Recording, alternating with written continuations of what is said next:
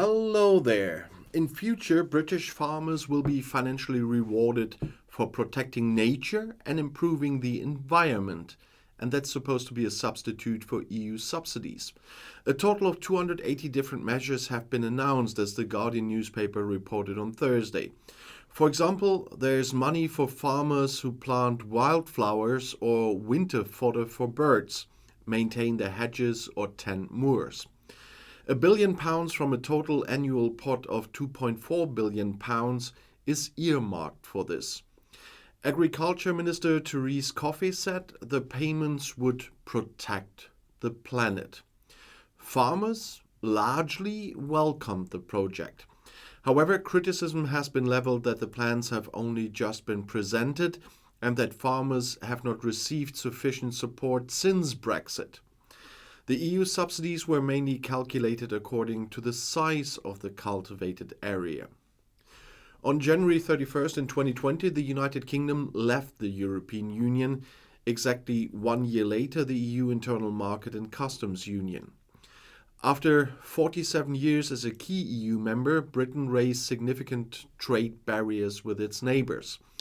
The country is now pursuing let's call it comprehensive rejection of EU standards and norms, which is affecting planning security for companies and also bilateral trade.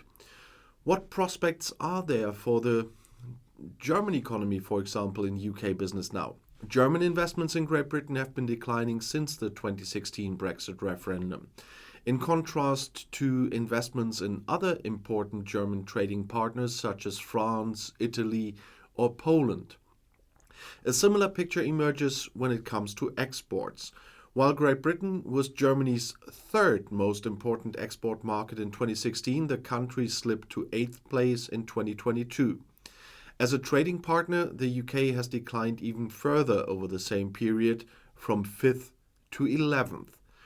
This shows that even the comprehensive EU-UK trade agreement, the TCA, cannot replace the close economic integration of the EU internal market. And EU-UK trade relations remain at risk. The UK is increasingly distancing itself from the EU agreement with its political decisions. This can be seen, for example, in the unilateral change in the provisions of the Northern Ireland Protocol they're attempting. In doing so, Britain broke the rules agreed with the EU and triggered several dispute settlement procedures, one even at the World Trade Organization, the WTO.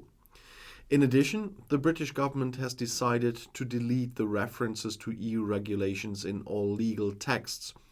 In particular, the plans to deviate from EU rules and standards, for example in data protection, food or chemicals, also undermine the necessary predictability in UK business for German companies. It is important here that the EU continues to act resolutely together and defend European economic interests. In time of major global challenges and in the face of comparable economic interests, there is a need to rebuild EU-UK relations. After all, the United Kingdom, as the 6th largest economy in the world, remains an attractive market and location for innovation, but also an important partner for shaping the future world trade order. On the occasion of the 25th anniversary of the Good Friday Agreement in April, the German government should do more to get the British government to revise its blockade of the Northern Ireland Protocol.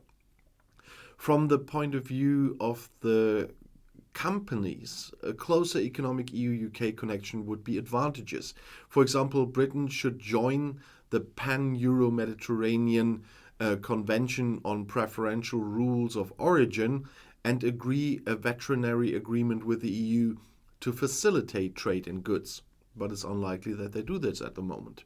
And furthermore, the trade agreement between the EU and Great Britain should be supplemented by a foreign policy part that would enable institutional cooperations in the area of sanctions and export checks. But in either case, the British are rather willing to deviate from everything. And so this will be a very complicated thing for the future.